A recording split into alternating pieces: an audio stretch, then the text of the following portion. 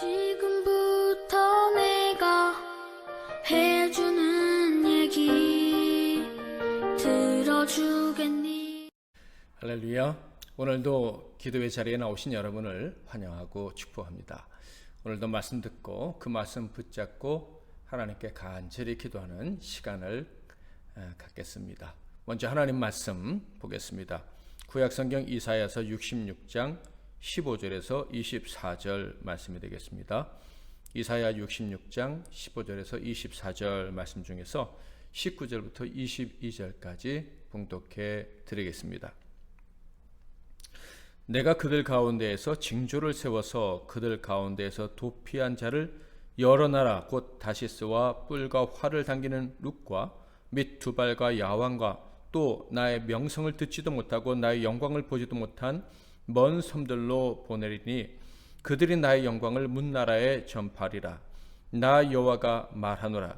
이스라엘 자손이 예물을 깨끗한 그릇에 담아 여호와의 집에 드림같이 그들이 너희 모든 형제를 문나라에서 나의 성산 예루살렘으로 말과 수레와 교자와 노새와 낙타에 태워다가 여호와께 예물로 드릴 것이요 나는 그 가운데서 택하여 제사장과 레위인을 삼으리라.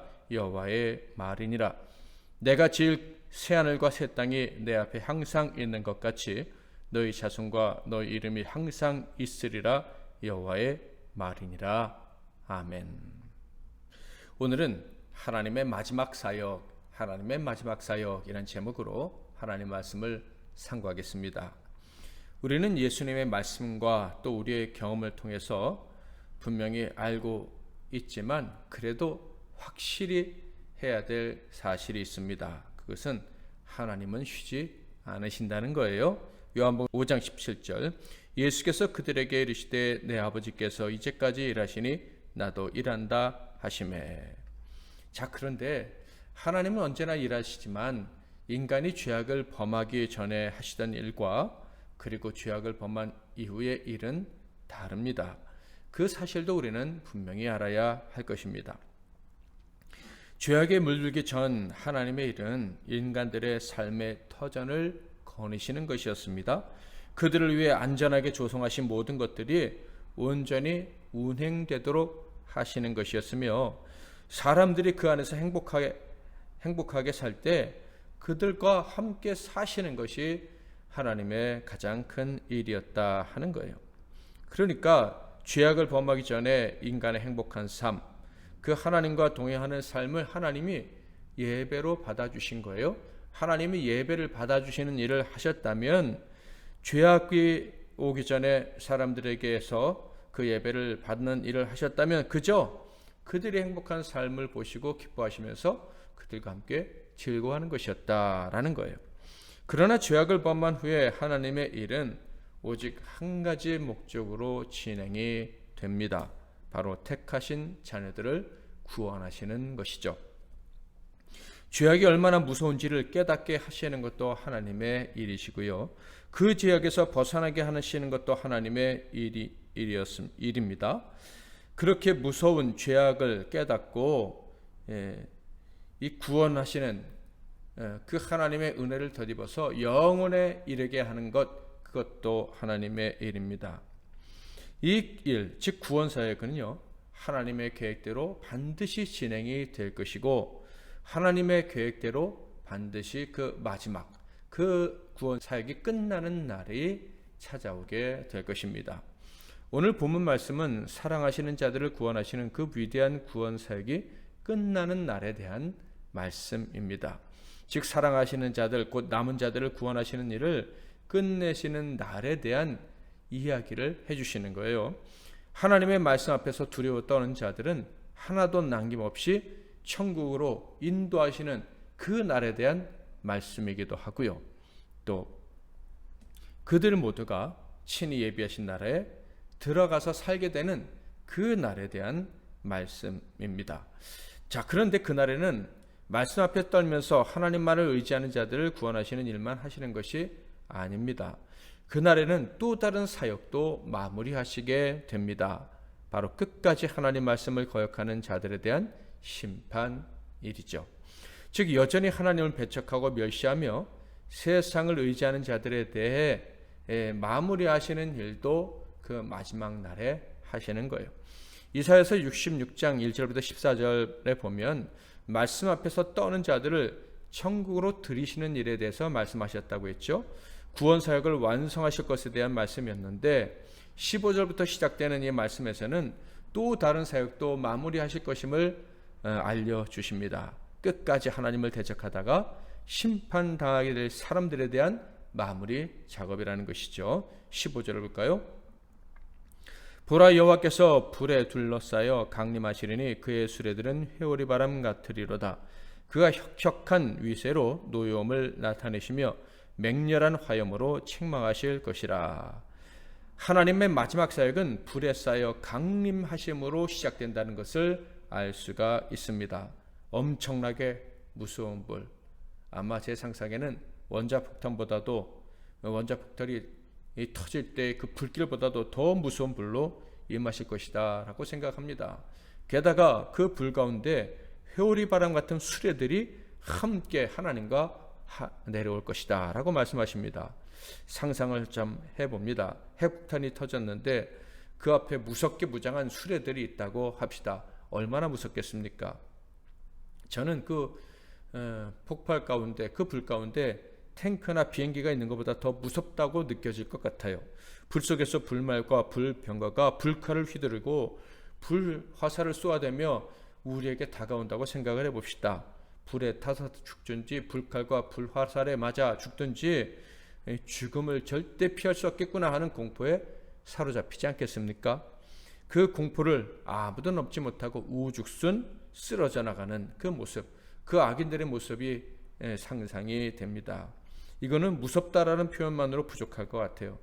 정말 진실로 공포가 가득한, 비명이 가득한 끔찍한 상황이 연출될 것을 상상할 수가 있습니다.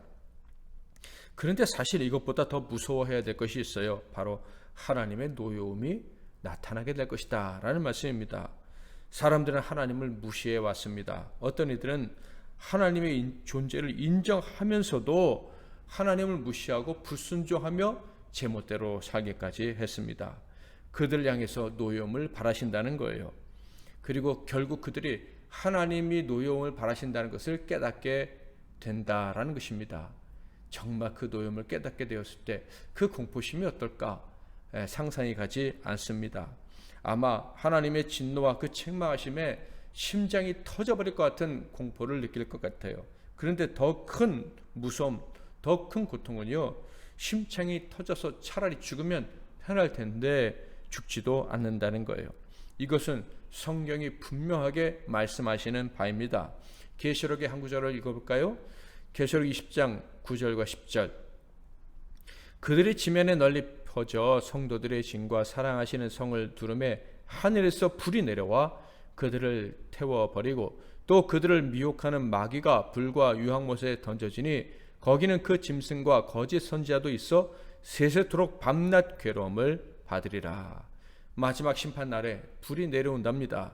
하나님의 백성들, 하나님의 사랑하시는 성도들을 태우는 것이 아니라 마귀와 마귀의 부역자들을 태워버리기 위해서 불이 내려온다고 합니다. 자, 그런데 정확히 말씀을 드리면 하늘에서 떨어지는 불과 함께 이 마귀와 그 부역자들이 타버리는데, 타면서 추락하는데 죽지 않고 계속 타면서 추락한다는 거예요. 타서 죽어버리면 좋을 텐데 죽지 않고 영원히 불에 타는 고통을 느끼게 된다는 것입니다. 얼마나 무서운 심판입니까? 이사야서에서 말하는 것과 같은 것입니다. 저는 이런 생각을 해봅니다. 사실 선배들에게서 들은 이야기인데요. 예수 믿으면 불못에 빠지지 않는다라는 사실을 알기 때문에 믿고 신앙생활을 하는 사람이 있다고 합시다. 그런데 죽고 보니까 하나님도 없고 지옥도 없는 거예요. 어차피 불못에 빠질 일도 없는데 헛되이 신앙생활을 했다라고 생각할 수도 있겠죠.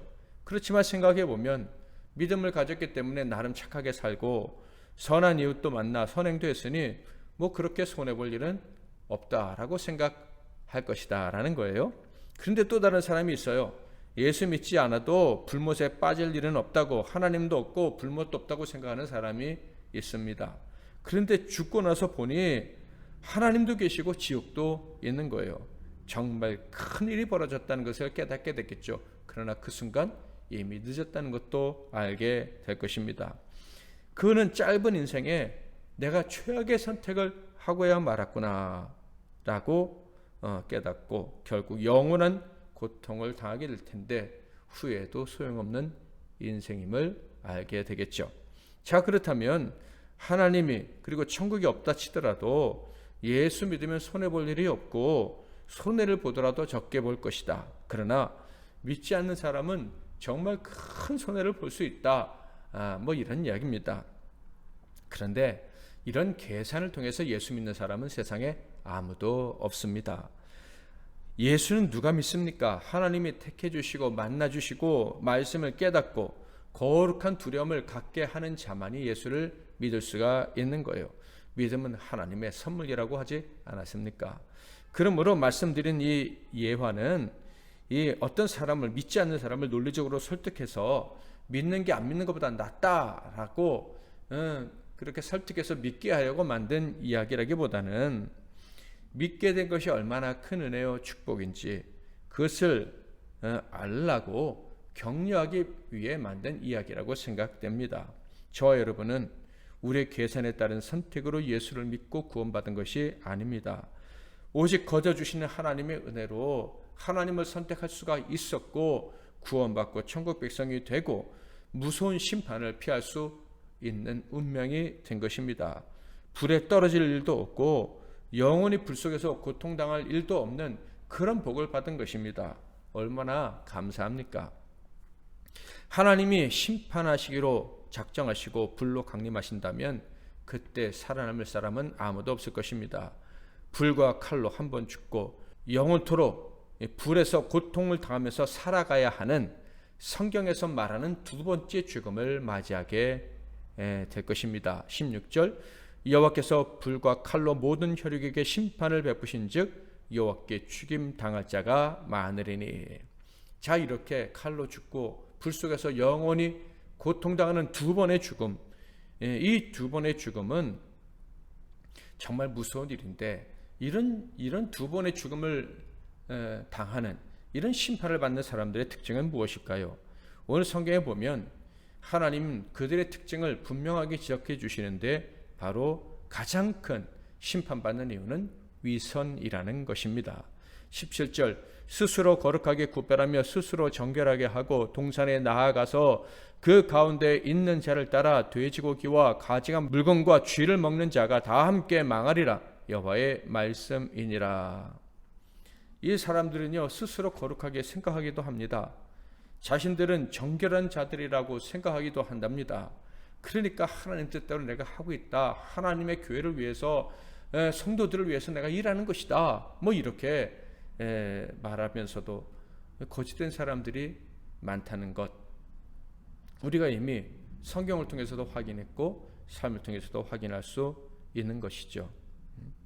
자, 그런데 그들이 이렇게 자신들이 깨끗하다고 주장하지만 하나님 보실 때 그들의 행위는 부정한 음식을 먹고 부정한 물건을 취하는 자들과 다름이 아니다라는 거예요.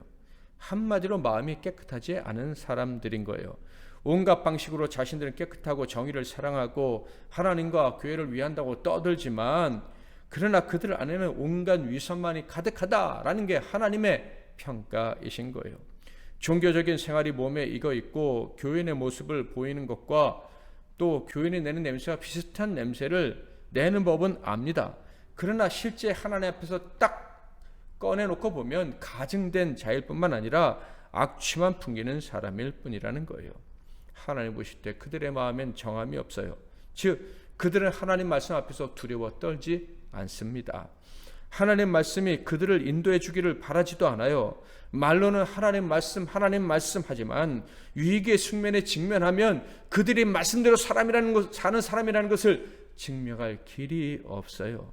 그들은 언제나 넓은 길을 선택할 뿐입니다. 자신에게 손해가 되는 일은 선택하지 않아요. 이익이 되는 길만 선택하여 갈 뿐입니다. 그러므로 그들은 사실 하나님 말씀 하지만 하나님 말씀으로 인도받는 것이 무엇인지도 모르는 자들인 거예요. 하나님 말씀을 아무리 외운다고 해도 실제로 말씀 앞에선 졸고 있는 거예요. 마음에 드는 말씀만 골라서 듣고 그 마음에 드는 말씀이 들려올 때에만 은혜 받았다고 생각하는 사람들입니다. 말씀을 자기가 멋지게 해석했다고 생각할 때에만 그냥 만족하는 사람인 거예요. 그들이 진짜 원하는 것은 이익이고 사람들의 칭찬과 인정을 받는 거예요. 그래서 하나님이 자신들을 인정해 주든 인정해 주지 않으시든 사람들이 칭찬과 인정해 주면 그저 기뻐하고 즐거워하는 거예요. 그러니 결국 그들은 하나님의 칭찬과 인정하심이 어떻게 찾아오는지도 몰라요. 그래서 그들의 행동은 자연적으로 위선적인 것이 될 수밖에 없는 것입니다. 게다가 그들은 자신의 위선을 감출 수 있다고 생각합니다. 결코 드러나지 않을 것이라고 생각하죠. 영원히 자신들의 본심은 감출 수 있다고 생각합니다. 아니, 결국에는요, 어느 정도 시간이 지나면 자신들이 위선적이라는 사실조차도 망각해버려요. 스스로 속이고 살아가는 삶이 그들 자신의 삶이 되었기 때문입니다. 자신의 위선을 그리고 배신을 정당화하다 보니까 자신이 옳다는 착각을 그냥 믿어버리게 되는 것이죠. 그러나 그들의 행위는 반드시 드러날 날이 오고 부끄러움, 후회도 소용이 없는 그 날을 만나게 될 것입니다. 18절, 내가 그들의 행위와 사상을 아노라. 때가 이르면 문나라와 언어가 다른 민족들을 모으리니 그들이 와서 나의 영광을 볼 것이며. 그들은 다 드러나게 되는데 하나님이 그들의 행위와 사상을 다 알고 계시기 때문입니다. 때가 되면 다 드러나게 될 거예요. 진짜들이 나타나면 자신들은 가짜라는 것이 들통이 나게 된다라는 것입니다. 마지막 때 하나님이 모든 민족을 모으실 것이라고 말씀을 하십니다. 그리고 모든 민족을 모아서 그들이 가지고 있는 참 믿음을 보임으로 말미암아 위선자들이 얼마나 가짜 사상과 행동을 가지고 살아왔는지를 들통나게 하실 것이다 하는 거예요. 마지막 때 하나님이 영광을 보이실 것입니다. 그래서 그들의 위선이 얼마나 그 영광 앞에 초라한 것인지를 증명해내실 것입니다. 마지막 때가 되면 위선자들은 반드시 가짜로 들통이 나고 전 세계 사람들, 하나님의 택하신 믿음의 사람들이 몰려올 것입니다. 위선자들이 볼 때는 그들은 불신자요 또 믿음이 약한 자로 여길 수도 있었겠죠. 그런데 그들이 와서는 하나님의 영광을 보고 즐거워하게 됩니다. 그때 비로소 하나님의 영광 앞에 즐거워하지 못하는 자신들을 발견하게 되고 자신들이 위선자이고 하나님께 심판을 받을 자라는 것을 깨닫게 되는 것이죠. 하나님이 이 말씀을 하신 이유는요, 그들의 위선, 즉 사상과 행동은 바로 불신 그 자체로부터 나온 것이다 라는 것을 말씀하시기 위함입니다. 민족이 모여서 하나님의 영광을 볼 때가 언제입니까? 바로 예수 그리스도의 복음이 온 세상에 전파될 때입니다. 그러니까 위선자들의 사상이란 바로 복음과 반대되는 사상을 말하는 거예요. 복음을 거부하는 사상입니다. 예수님 당시 초대교회 이 복음을 반대하는 사상이 무엇이었습니까? 바로 자신의 이익만 채워주는 그런 타락한 율법주의였죠. 그러니까 마지막 때에 심판받을 사람들의 사상이라는 것은 복음이 아닌 욕심과 이기주의와 교만의 기반을 둔 율법주의 사상인 거예요. 말이 율법주의지 사실은 나는 옳고 너는 틀리고 나는 이익을 얻어야 되고 너는 손해를 봐야 돼 라는 완전한 이기심이다. 그것이 교회 안에 있는 거짓된 신자들의 사상이다라는 거예요. 자, 이렇게 사상은요 사람의 생각과 행위를 결정하게 됩니다. 잘못된 사상을 가지고 있는 사람에게 바른 행동을 기대할 수는 없는 법이죠. 반대로 바른 사상을 가지고 있는 사람이라면 혹시 몇 번 실수를 하더라도 결국은 바른 행위를 하게 됩니다. 그러므로 한 사람의 사상은 너무나도 중요해요. 사실 사람의 사상에 대해 생각하다 보면 일종의 무서운 마음도 갖게 됩니다. 어떤 사람에게 거짓된 사상이 들어가 자리를 잡게 되면 바꿔진다는 것은 거의 불가능에 가깝다는 것을 우리는 잘 알기 때문입니다. 그래서 저는 사람이 사상을 바꿀 수 있다. 이것은요, 오직 하나님만이 하실 수 있는 일이라 생각을 합니다. 특별히 하나님이 기뻐하시는 사상을 갖고 행동하려면 거기에는 정말 오직 하나님의 은혜가 임해야지 다른 것으로는 도저히 방법을 찾을 수가 없어요. 다른 길은 없다라는 거예요. 사람이 할 수 있는 영역이 아니라는 것이죠. 그러므로 사람의 사상이 이렇게 중요하다는 것을 안다면 우리는 우리의 생각, 우리의 사상을 하나님께 맡기는 일을 먼저 해야 합니다. 그리고 우리가 사랑하는 자들이 잘못된 사상에 빠지지 않도록 기도해야 될 것이고, 잘못된 사상에 빠진 사람이 있다면 하나님이 고쳐달라고 부르짖어야 할 것입니다. 또한 아직 사상에 잡히지 않은 어리고 젊은 사람들이 있다면 정말 가까이서 관찰하고 도와주며 이끌어서 올바른 사상이 정립되도록 해야 할 것입니다. 사랑하는 성도 여러분, 여러분의 사상은 무엇입니까? 저는요, 늘 저에게 묻습니다. 너의 행위, 너의 사상이 무엇이냐라고.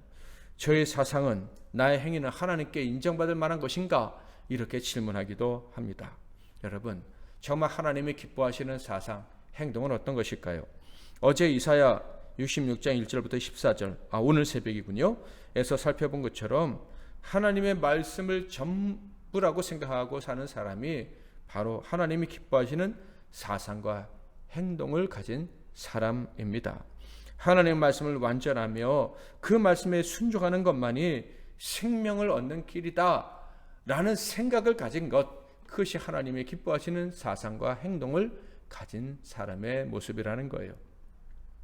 이것을 간단하게 요약하면 바로 우리의 사상과 행동은 예수 그리스도다, 예수님이다 라는 거예요. 예수 그리스도의 십자가 희생과 그로 말미암은 구원 진리, 곧 복음과 그 복음으로 말미암아 구원받은 하나님의 자녀로서 오직 하나님만을 기쁘시게 해드리려는 것, 하나님의 자녀로서 하나님이 기뻐하시는 것은 하나님 사랑, 이웃 사랑이라는 것을 알고 하나님 사랑, 이웃 사랑을 실천하는 삶을 살아가는 것, 이것이 우리의 사상이고 우리의 삶에서 뿜어져 나오는 행동이어야 한다라는 것입니다. 자, 그런데 19절을 보면 잘못된 사상과 행동을 보인 악한 자들이 승리자처럼 여겨질 수도 있다는 것을 알게 됩니다. 19절, 내가 그들 가운데에서 징조를 세워서 그들 가운데에서 도피한 자를 여러 나라 곧 다시스와 뿔과 활을 당기는 룩과 및 두발과 야환과 또 나의 명성을 듣지도 못하고 나의 영광을 보지도 못한 먼 섬들로 보내리니 그들이 나의 영광을 문 나라에 전파하리라. 마지막에 최후로 남은 자들을 구원하시기 위해 하나님은 일꾼을 파송하신다고 합니다. 딱 끝까지 일꾼을 파송하셔서 남은 자들을 구원하시겠다라는 거예요. 남은 모든 민족을 복음으로 무장시켜서 하나님을 의지하게 하시고 하나님과 이웃을 사랑하는 삶으로 불러 모으는 일을 하신다라는 거예요. 그런데 그 일을 누가 할 것인가? 성경에 보니까 그들 가운데서 도피한 자들이라고 말씀을 하십니다. 자, 그렇다면 그들 가운데서 도피한 자들이라고 할 때 그들이 누굽니까? 바로 위선자들이죠. 신약시대 초기 초대교회 시대에는요, 이 위선자들이 바로 회칠한 무덤 같은 유대인들이었고요, 피해서 도망간 자들이 디아스포라, 그들이 온 세상에 흩어져서 복음을 전하지 않았습니까? 로마와 전 세계의 복음이 바로 피한 사람들 때문에, 위선자들을 피해서 도망간 사람들 때문에 세워진 것입니다. 자, 그렇다면 오늘날은 어떻습니까? 당연히 오늘날에도 변함없이 위선자들, 가증된 자들이 승리하는 일은 반복됩니다. 어디에서요? 교회에서도 그런 자들이 승리하는 일이 계속되고요, 의인들은 그들로부터 피하는 일도 여전히 일어나고 있습니다. 악인과 싸워 대항하지 않고 피하게 되는 일이 있는데 그것은요, 지는 것이 아니라 하나님의 뜻을 이루는 일인 것입니다. 왜냐하면 피한 그곳에서 하나님의 역사가 시작된다고 이사야서에서 하나님이 분명히 말씀하셨기 때문입니다. 그 피한 자들을 파송하시는 분이 하나님이시다. 피한 자들을 통해서 숨어있는 남은 자들, 세계 열방에 흩어진 남은 자들을 구하는 것이 하나님의 뜻이다라고 이사야서에서 하나님이 분명히 이 마지막 장에서 분명히 말씀하셨기 때문입니다. 그렇다면 왜 피한 자들을 그 피한 곳에서부터 파송을 하실까요? 바로 위선자들이 없는 곳에 가야 하나님의 뜻이 제대로 보이기 때문입니다. 하나님이 주시려는 소망이 밝히 보이기 때문입니다. 찾아가야 될 사람, 정말로 구원해야 될 사람, 그들이 누군지를 알게 되고 깨끗하게 하나님을 섬기는 것이 무엇인지 알 수 있게 되기 때문입니다. 그래야 그 깨끗한 사람들이 생겨나야 하나님의 심판을 하시기 전에 남은 자들을 구원할 수가 있는 것이기 때문에 하나님은 이 위선자들을 피해서 도망가는 의인들을 마지막 때에도 허락하시는 것입니다.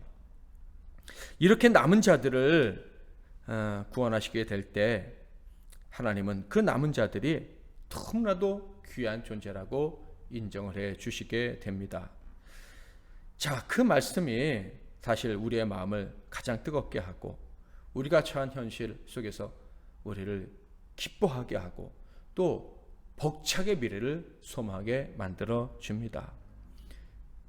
피한 자들이 남은 자들을 불러올 때 그 모습을 하나님이 이렇게 이야기를 하십니다. 벅찬 가슴으로 한번 읽어볼까요? 20절 21절 나 여호와가 말하노라 이스라엘 자손이 예물을 깨끗한 그릇에 담아 여호와의 집에 드림같이 그들이 너희 모든 형제를 문나라에서 나의 성산 예루살렘으로 말과 수레와 교자와 노새와 낙타에 태워다가 여호와께 예물로 드릴 것이요 나는 그 가운데서 택하여 제사장과 레위인을 삼으리라 여호와의 말이니라. 위선자들을 피해 떠난 자들이 엄청난 일을 할 것이다 라는 말씀이에요. 그는 위선자들로 가득 찬 죽은 교회가 아닌 새 교회, 새 예루살렘에 수많은 영혼들을 인도하게 될 것이다 라고 하나님이 말씀하십니다. 그런데 그들이 인도하는 영혼들이 어떤 존재들이라고요? 하나님께 깨끗한 예물을 드리는 것 같이 그때 그 순수한 예물처럼 그때 하나님의 전에 불려 드려질 그 영혼들은 너무나도 깨끗한 영혼들이다라는 거예요. 그것이 마지막 때 저와 여러분의 소망입니다. 제가 예전에 북한 선교 소망을 가졌을 때 그들이 때묻지 않은 영혼들을 가졌을 것이라고 생각하고 그들의 복음을 전해서 깨끗한 마음으로 하나님께 온다면 얼마나 하나님이 좋아하실까 이런 생각 때문에 북한 선교를 생각을 했고 꿈을 꿨었습니다. 그런데 오늘 말씀을 보니까 북한뿐만 아니라 어디에나 깨끗한 마음으로 하나님께 드려질 사람들이 기다리고 있다라는 것을 확인할 수 있게 됩니다. 우리가 깨끗한 마음으로 하나님 앞에 서고 심지어 위선자들을 피하여 떠날 수 있는 자들이 된다면 하나님은요 그 깨끗한 자들을 우리를 통해서 마지막 때에 하나님의 전으로 불러 모아주실 줄 믿습니다. 반드시 그렇게 하실 것입니다. 그런 자들 하나님 뭐라고 말씀하십니까? 내가 택한 제사장과 레위인이라고 하십니다. 저와 여러분은 우리 MBC 나눔교회 성도들은 마지막 때를 위해서 하나님이 택하신 제사장과 레위인이라고 믿습니다. 저는 너무나도 부족한 목사고 참 부끄럽게 짝이 없는 사람이지만 여러분을 보면서 우리 MBC 나눔교회 성도들을 보면서 마지막 때의 일꾼이라고 말할 때 하나님께서 책망하지 않으시리라, 대신 칭찬하시리라 저는 그렇게 믿습니다. 왜냐하면 저는 여러분 한 분 한 분이 너무나도 귀한 하나님의 자녀라는 것을 확신하기 때문입니다. 저는 여러분이 거짓되지 않고 진실한 하나님의 자녀요 참된 일꾼이 되기를 위해 힘쓰는 것을 압니다. 이익을 위해 움직이지 않고 미련해 보여도 하나님 뜻대로 살고 싶어서 애쓰는 자들이라는 것을 압니다. 심지어 그렇게 늘 하나님 앞에 순종하면서도 말씀 앞에 서면 떠는 자들, 하나님 앞에서 늘 통해 자복하는 자들이라는 것을 제가 알기 때문입니다. 게다가 이익을 위해 싸우는 대신에 버리고 피하는 일도 해낸 종들이라는 것을 제가 너무나도 잘 알고 있습니다. 즉 이미 깨끗한 그릇이 되고 싶어서 헌신한 자들입니다. 그러니 당연히 깨끗한 남은 자들을 찾아낼 수 있겠죠. 제사장과 레위인으로 그 일을 사명을 감당할 수가 있을 것입니다. 깨끗한 자들을 주님과 주님의 교회로 인도하는 영광을 누리게 될 남은 자들이 저와 여러분이라는 것을 저는 확신하고, 이 확신을 하나님이 인정해 주시며 그래서 우리가 나아갈 때 도우실 것이고, 우리가 기도할 때 어떤 기도든 응답받쳐서 그 기도의 응답으로 우리가 살고 남은 자들을 살려내게 하실 것입니다. 바라기는 이 복이 우리에게 임했음을 믿고 영원히 우리가 누릴 뿐만 아니라 우리의 영적 육종 후손들도 누리게 되기를 소망합니다. 그것은 가능한 일입니다. 하나님이 이렇게 약속해 주셨기 때문입니다. 22절부터 24절, 내가 지을 새 하늘과 새 땅이 내 앞에 항상 있는 것 같이 너희 자손과 너희 이름이 항상 있으리라. 여호와의 말이니라. 여호와가 말하노라. 매월 초하루와 매 안식일의 모든 혈육이 내 앞에 나와 예배하리라. 그들이 나가서 내게 패역한 자들의 시체들을 볼 것이라. 그 벌레가 죽지 아니하며 그 불이 꺼지지 아니하며 모든 혈육에게 가증함이 되리라. 패역한 자들은 시체와 벌레로 남아있는데 완전히 죽지 않고 계속해서 고통을 당하게 되겠지만, 우리는 새하늘과 새 땅에서 언제나 하나님 앞에 있을 것이며 지금보다도 더 기쁘고 영광스러운 예배를 올려드리며 살게 될 것이다. 이것이 하나님이 저와 여러분에게 주신 약속입니다. 이 약속의 말씀을 붙잡고 찬양하고 기도하겠습니다. 말씀 앞에서 경외함으로 주께 홀로 섭니다. 생명의 말씀 읽고 순종해 주를 예배합니다. 기록된 말씀 힘이 있어서 진리로 우릴 거룩해 하며, 거룩한 말씀 세세 영원히 복음이 되어 말씀하시네. 하나님 말씀에 두려워 떠는 자, 그 말씀에 생명을 거는 자, 한 사람 찾으시는 주님의 약속을 믿어 하나님 말씀에 운명을 거는 자, 순종하며 주 따라가는 자, 영원한 하나님 나라 이뤄갈 주의 교회여,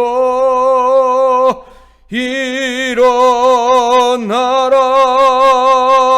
하나님 말씀에 두려워 떠는 자, 그 말씀에 생명을 거는 자, 한 사람 찾으시는 주님의 약속을 믿어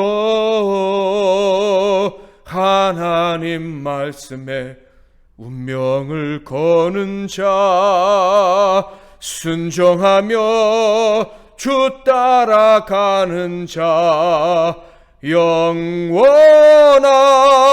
하나님 나라 이뤄갈 주의 교회여, 일어나라.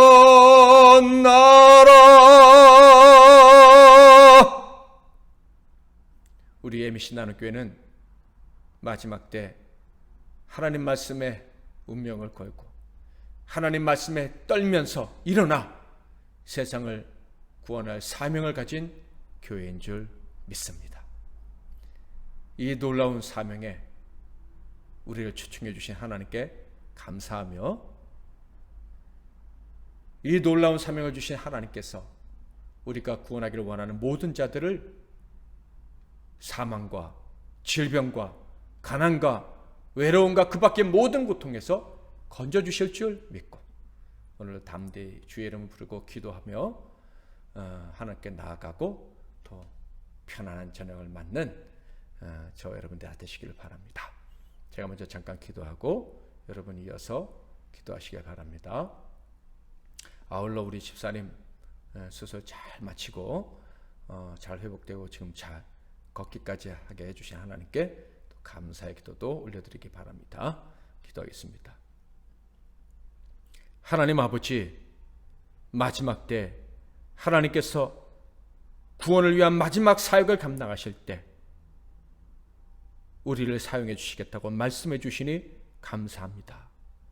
마지막 사역 때 심판받는 자가 되지 않게 해주시고 마지막 사역 때 하나님의 손에 들려 그 깨끗한 영혼들을 살려낼 수 있도록 하시겠다고 말씀해 주시니 하나님 감사합니다.